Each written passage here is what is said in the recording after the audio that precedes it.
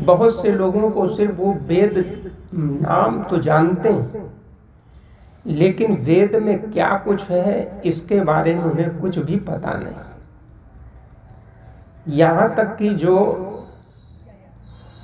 हमारे ये मंदिर है पौराणिकों के, सनातन धर्म के, इनमें जो पूजा अर्चना करने वाले जो अर्चक, जो पुजारी हैं, वो भी वेद का नाम लेते हैं, वेद की वहाँ आरती भी उतारते हैं,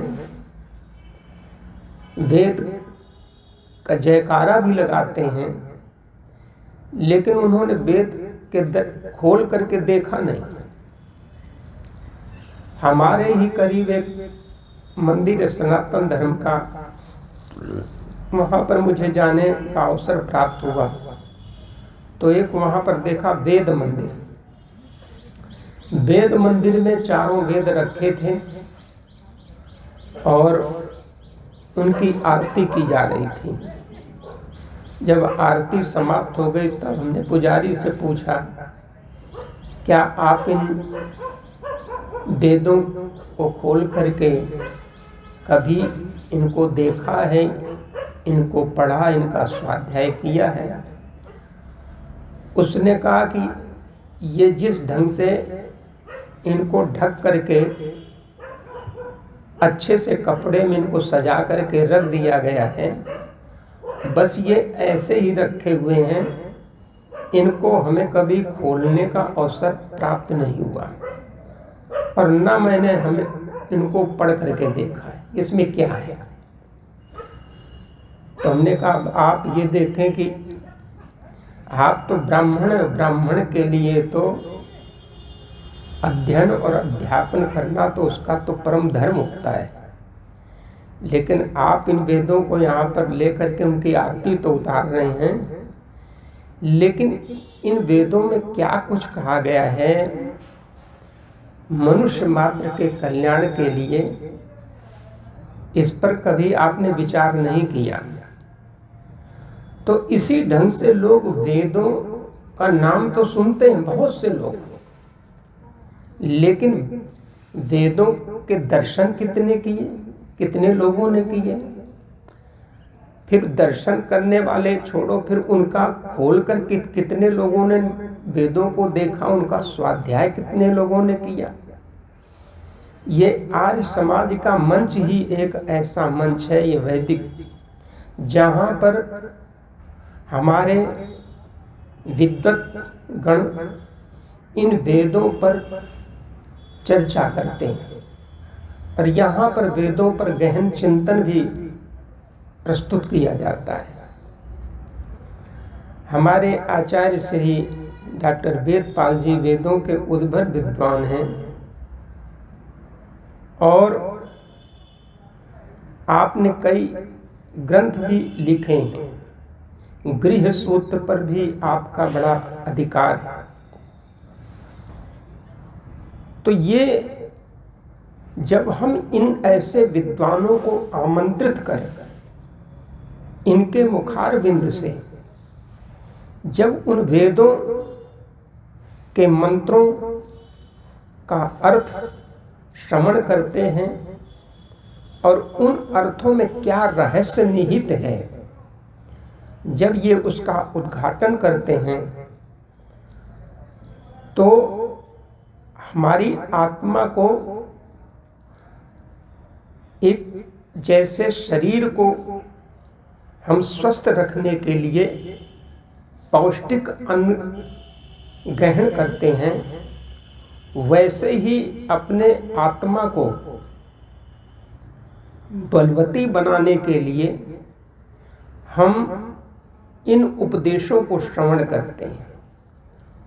उनसे हमारी आत्मा जो है बलवती बनती है और हमारी वृत्तियां शुद्ध और सात्विक बनती हैं, और वो ज्ञान जो है हमें आगे बढ़ने की, ऊंचे उठने की प्रेरणा देता है। अच्छे ग्रंथों का पढ़ना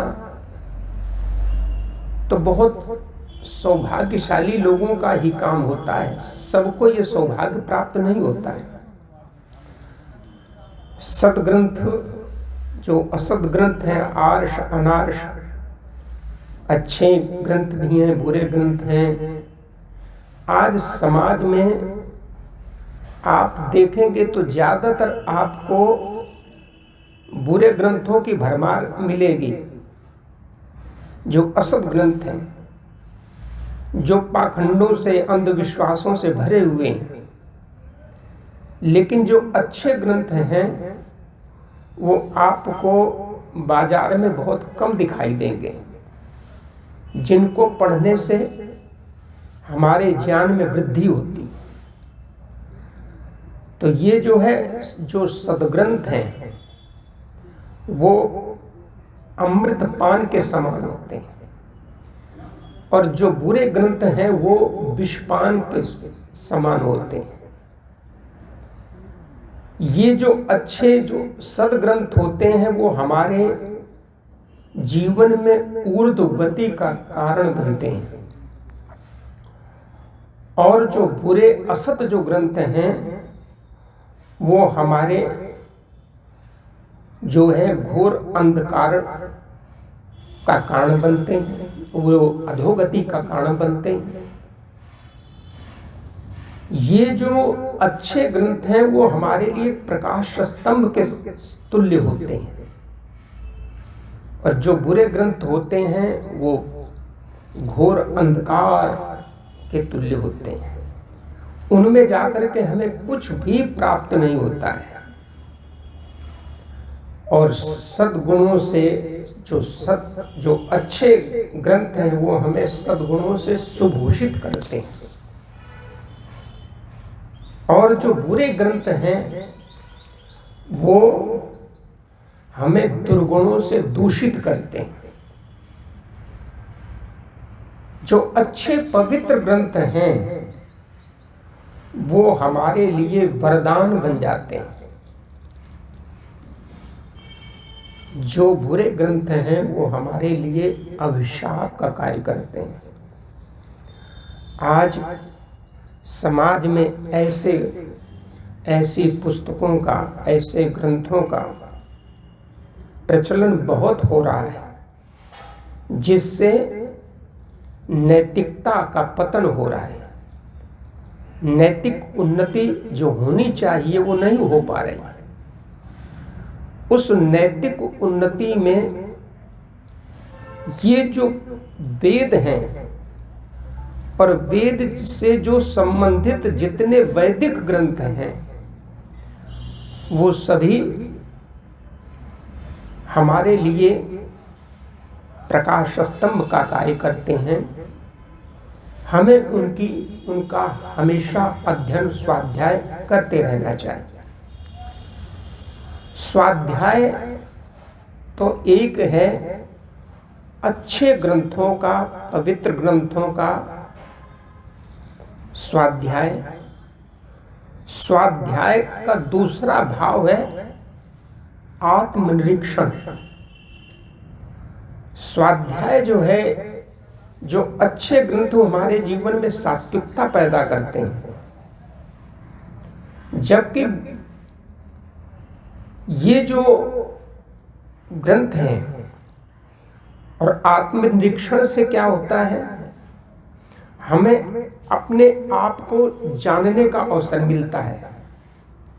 हमारे अंदर कहीं दोष, विकार उत्पन्न हो रहे हैं अनजाने में, तो हमें उनको देखने का अवसर प्राप्त होता है।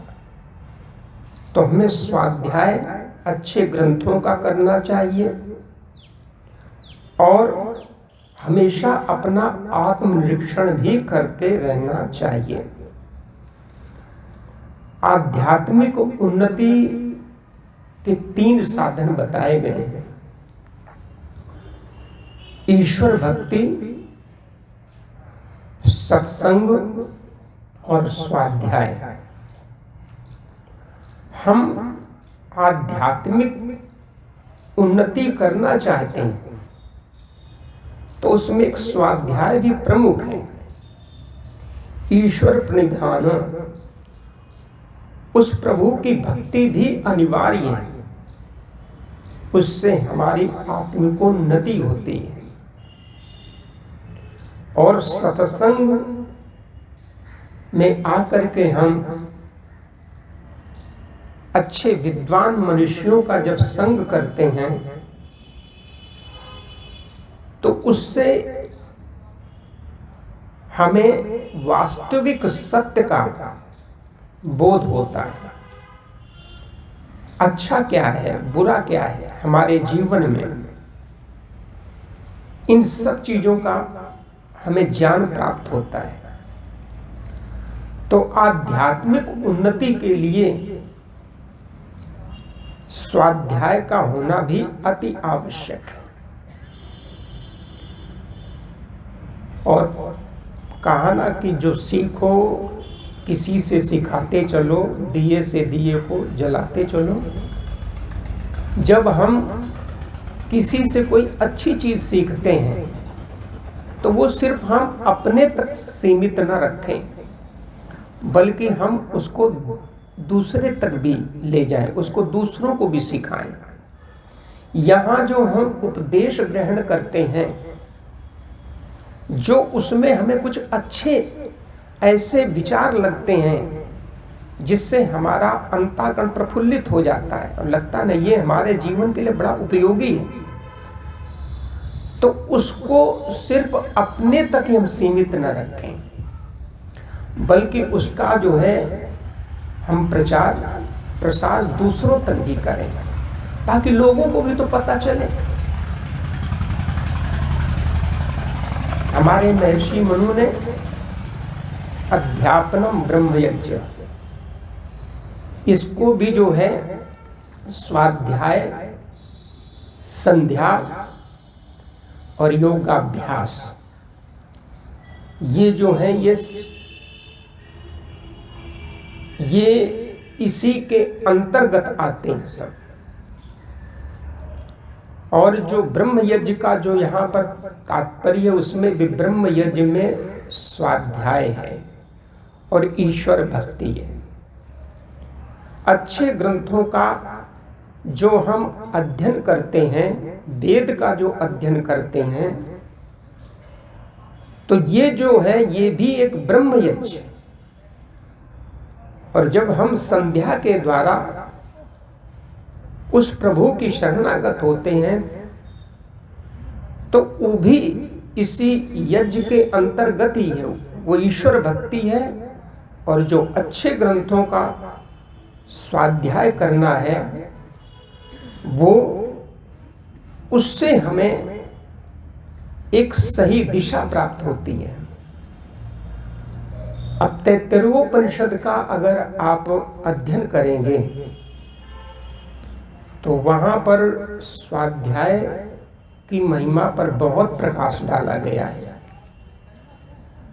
वहाँ पर स्वाध्यायान मा प्रमदः, स्वाध्याय प्रवचनाभ्याम न प्रमदितव्यम,